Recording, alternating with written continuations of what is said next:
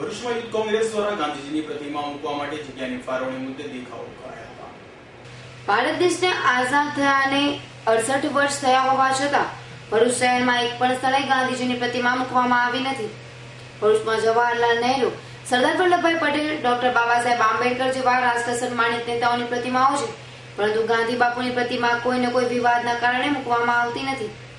3 વર્ષથી યુથ કોંગ્રેસ દ્વારા ગાંધીજીની પ્રતિમા મૂકવાની માંગ સાથે આંદોલન ચાલી રહ્યું છે, પરંતુ વહીવટીતંત્ર દ્વારા આ મગનું નામ મરી પાડવામાં આવતું નથી।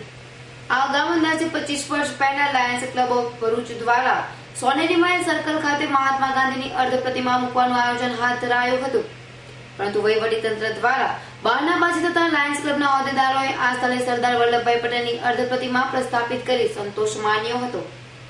યુથ કોંગ્રેસ દ્વારા છેલ્લા 1.5-2 વર્ષથી 400 કિલો વજનની ગાંધીજીની પ્રતિમા જયપુર ખાતેના કારીગર પાસે બનાવડાવી મંગાવી રાખી છે, પરંતુ તંત્ર દ્વારા આ પ્રતિમા માટે જગ્યાની ફાળવણી ન કરવામાં આવતા પ્રતિમાનું અનાવરણ શક્ય બન્યું નથી। યુથ કોંગ્રેસ દ્વારા આક્ષેપ થઈ રહ્યો છે કે તંત્ર ભાજપ શાસકોના દબાણ હેઠળ આ કામ કરી રહ્યું છે। મહાત્મા ગાંધીજીની આજે જન્મજયંતિ નિમિત્તે સમગ્ર જિલ્લા કોંગ્રેસ સમિતિ અને યુથ કોંગ્રેસ સદસ્યોમાં અર્પણ કરે છે।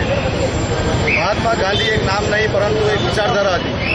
આજે ભાજપના રાજમાં ભરૂચમાં જ્યારે ગાંધીજીની પ્રતિમા નથી ત્યારે અમે છેલ્લા 3 વર્ષથી આંદોલન કરી રહ્યા છીએ। અમે પહેલા પ્રતિમાની માંગ કરી, અમને પ્રતિમાની અમારી માંગણી પણ સ્વીકારી નથી આ સરકારે, ત્યારે અમે પ્રતિમા સ્વયં ખર્ચે લઈને આવ્યા અને છેલ્લા 1 વર્ષથી અમે પ્રતિમાની સ્થાપના માટે એક 2 ફૂટની જગ્યા માંગીએ છીએ, પણ આ જે ગોડસેની માનસિકતા ધરાવનારી સરકાર અમને 2 ફૂટ પણ જગ્યા આપતી નથી।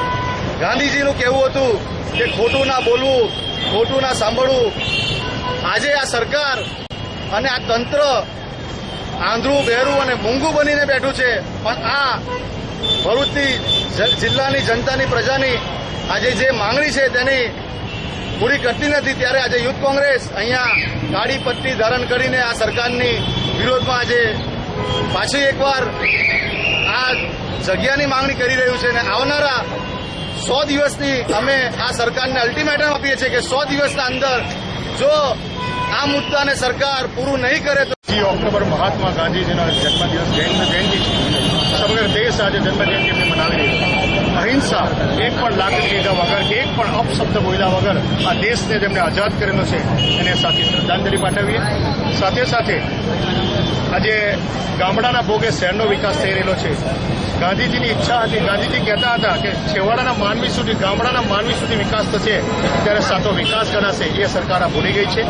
આજે ભરૂચ શહેરની વાત કરીએ તો મારા જિલ્લાનો યુવાને, મારા કોંગ્રેસના યુવાને માંગણી કરી જગ્યાની નગરપાલિકા સામે ખટપટી, ભ્રષ્ટાચારથી ખટપટી આ નગરપાલિકાના વહીવટદારોએ 1.5 ફૂટની જગ્યા પણ, અમે પ્રતિમા પણ અમારા પૈસા લાવેલા છે યુવાનો, છતાંય પ્રતિમાની માંગણી માટે છેલ્લા અવિસેરનો રિપોર્ટ, S9 ન્યૂઝ ભરૂચ।